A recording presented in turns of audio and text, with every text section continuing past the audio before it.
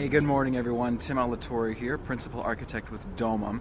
And today I'm down here in beautiful Palo Alto, California, and we're going to take a walking tour of the Leland Stanford Junior University, also just known as Stanford University.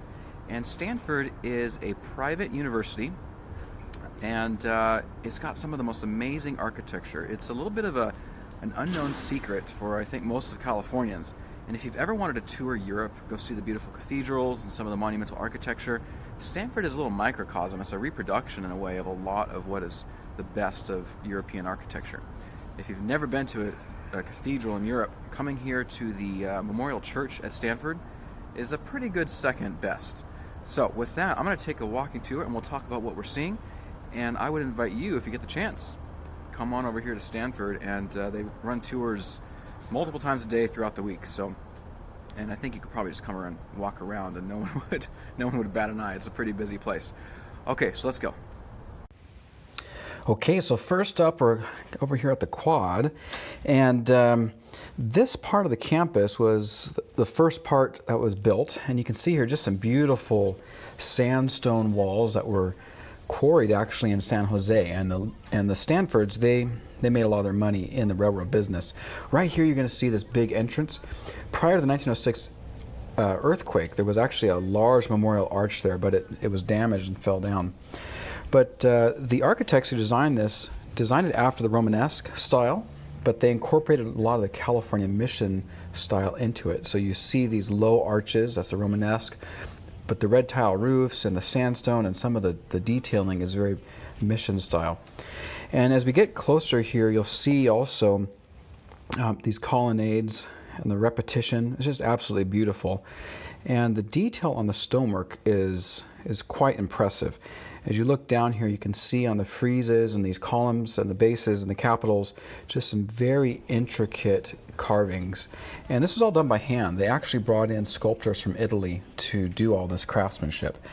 And this is one of the two arches that still remains that lead into the quad area. And here's Hoover Tower. So Hoover Tower stands 285 feet tall, and this was built prior to President Hoover taking office. He actually, after World War II, had quite a collection of war memorabilia and different artifacts and historical memorabilia from the prior decades, and so he donated them to Stanford University, he himself being an alumni, and or alumnus, I guess with this singular. And so they built this tower to house his collection, and to this day it's still used and occupied. There's the library and offices.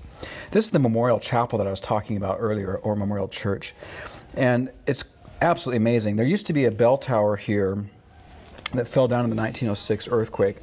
The Herbert Hoover Tower was actually modeled after a tower at the new cathedral in Salamanca, Spain.